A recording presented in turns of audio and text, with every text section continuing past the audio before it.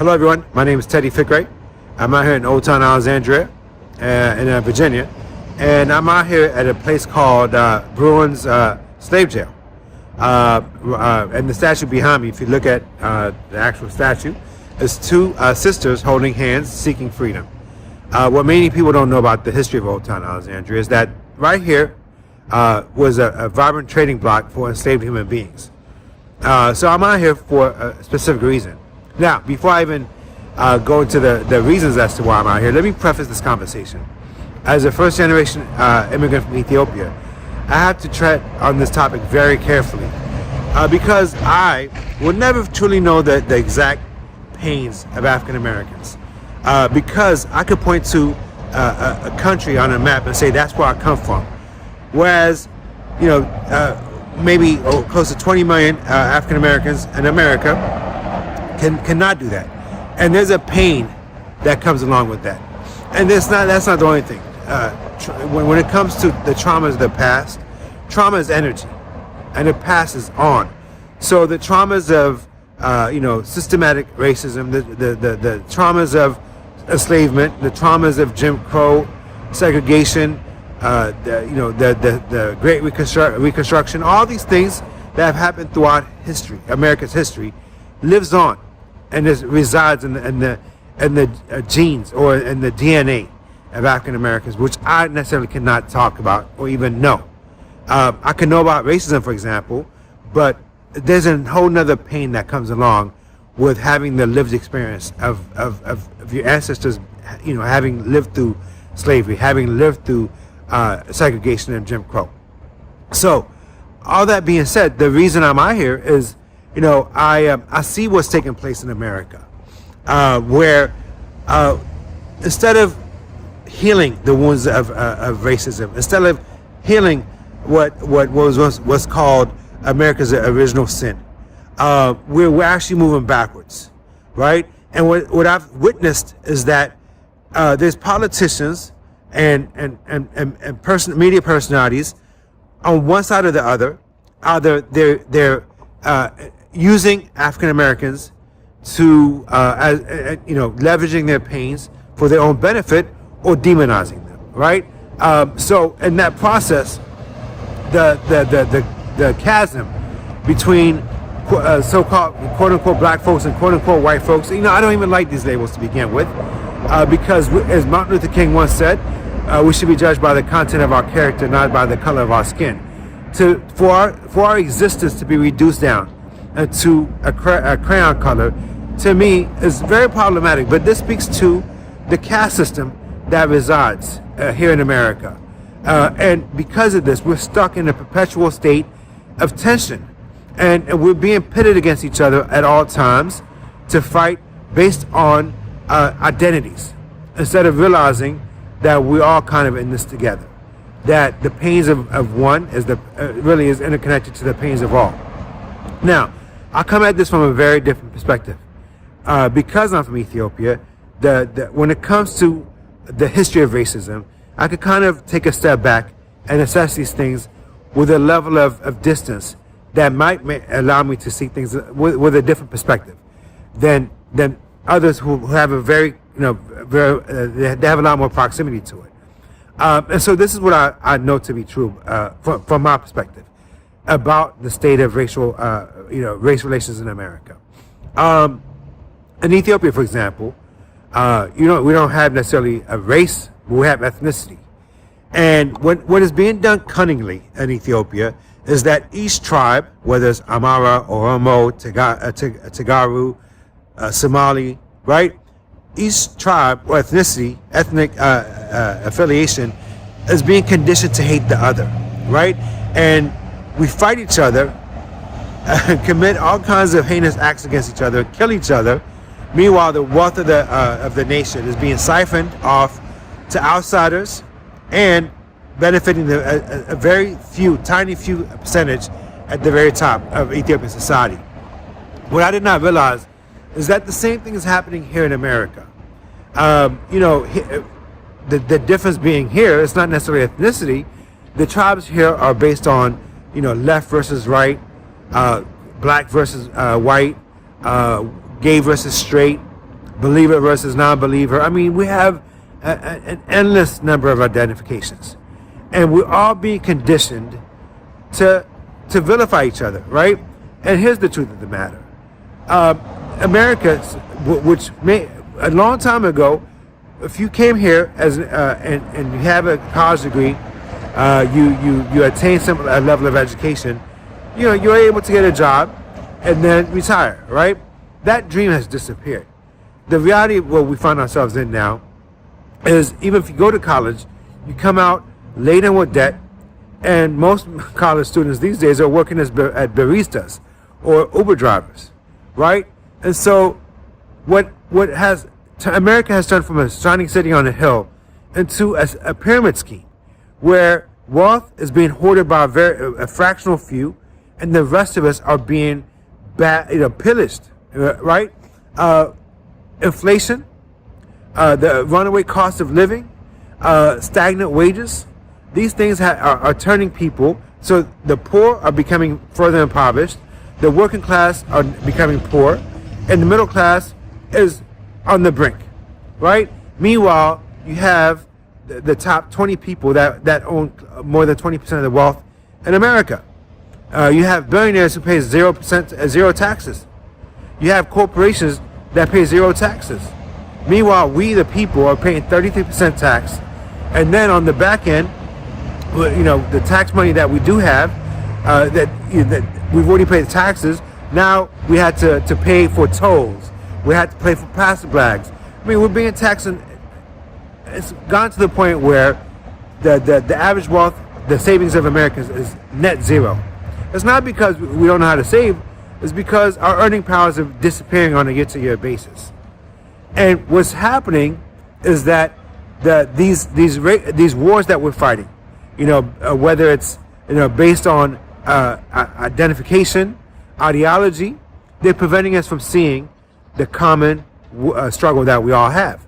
And in a way, the number one tool that's being leveraged to not necessarily focus on the issue, but to distract all of us, has in fact become the pains of African Americans, where they're almost the legitimate grievances of African Americans are being co-opted and appropriated to defend the status quo and to divide America. Right now, I have to be very mindful when I say this. I'm not blaming the black folks in general, and like I said, I don't even like these labels to begin with. That's just my preference, right? I'm not telling people how to identify. That's up to them. That's their walk. But for example, when Black Lives Matter, that was people that have grievances in Missouri over Michael Brown. That was co-opted to become a corporate hashtag. And it's gone to the point now where corporations think if they just stick a hashtag Black Lives Matter, that's enough, right? And so there's no changes policy-wise. Wealth is disappearing for everyone, especially the black community. And we're just supposed to be happy with a hashtag. And this is where we've arrived in America, where sloganeering is enough, apparently. And in this bamboozling, the Democrat Party is at the forefront of bamboozling African Americans. But it's not just the Democrat Party, because Republicans are doing the same thing to the so-called white, quote-unquote, white people, right? What Fox News is doing to the right and to white men and white women, it's the same thing. It's very easy to identify when somebody's being hoodwinked or being deceived. What's hard is when to identify when you're the one that's being deceived, and that's what's happening. There's an intentional game of gaslighting, of emotional manipulation, of really demagoguing to pit us against each other, right? So in this way, we're getting further and further away from justice, and getting closer and closer to our ultimate almost insolvency as individuals and collectively. And so America's headed on a very, very, very tragic path. There's credible talk now of civil war potentially happening later this year. This is where we're headed. It's impossible to even have a conversation these days without it devolving into a food fight. Everyone most people are just clamoring to just shut other people down. And what's really taking place is this: everyone wants to be heard, but nobody wants to listen, right? And in this paradigm, the conflict, the strife, we're becoming kindling wood. There's a spark to set off some tragic things, you know. And like I said, I know about these things firsthand. In Ethiopia, nobody would have imagined in 1974, when the king of Ethiopia got overthrown, that 2-3 years later, 500,000 Ethiopians would have been dead. It could happen, and nobody would have imagined Rwandans would hack each other to death, and that a million people would perish within a week and a half. It could happen, you know. When there's enough frustration, when there's enough resentment, and people feel hopeless, which is the state of America these days, the horrific things could happen. So I'm out here, you know. Part of the reason that I launched my love for Virginia is because of this. Like I said, I'm contemplating running for Congress, but I'm not sure if I'm going to do it yet. But even if I don't, it's to advocate the one thing that, for example, Fred Hampton or Malcolm X or Robert Kennedy or Martin Luther King, they all had, they figured something out, that we, the people, irrespective of our identification, of our ideology, we are better off working together, forming a collective front. And that's why each one of them got assassinated. And now we live in a paradigm, in an age of incessant demagoguery, right? Because that is how the status quo is maintained. But these people that you see that are encouraging you to view somebody that does not look like you, that does not think like you, to vilify them, they're getting paid by the very same system that they pretended to be against, right? Now, I will end it with this.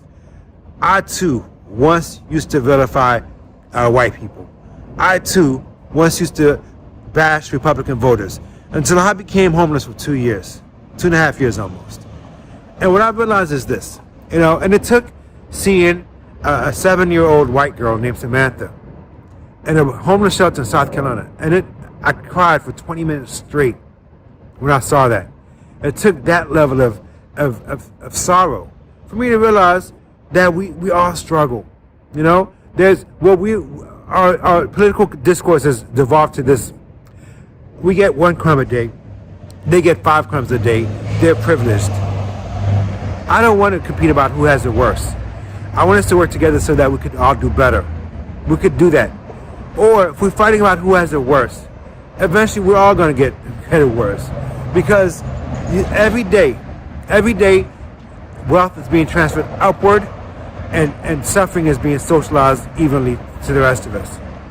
And as long as we focus on what we have that separates us, then we will never be able to form a collective unit, a coalition that transcends our differences in order to defend our common humanity and our common interests.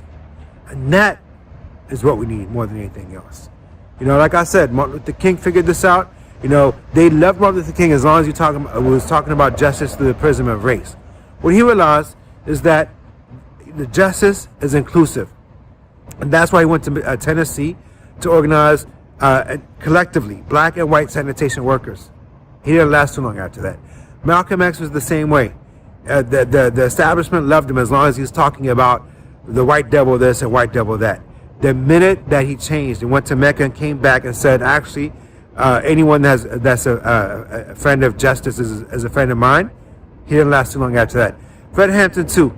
He sat down with what people, they'll be termed in this day and age, they'll be called white supremacists, the Young Patriots Organization. Sat down with them, and there's a picture of a Confederate flag on one side and a Black Panther Party flag on the other side. And he realized that only by uniting the disparate masses can we have justice in America. We need to get to that level of thinking. Anyone that tells you that someone who is struggling, that someone who doesn't look like you, that someone who's being, it might be to a different degree, you know. But let me tell you, there's no privilege to be had when you're worried about whether or not your next paycheck is going to be enough, whether or not you have enough money to feed your children. That's not privilege. That's being pillaged, you know. And what has become very abundantly clear is that millionaires working for billionaires is not working for us. So we need to reclaim our power, and we need to empower ourselves. So, like I said, I myself have a lot of contemplations to do as to whether or not I will, in fact, run for Congress in Virginia. But even if I don't, the message I want to get across is clear. Division is no path to justice. We need to unite.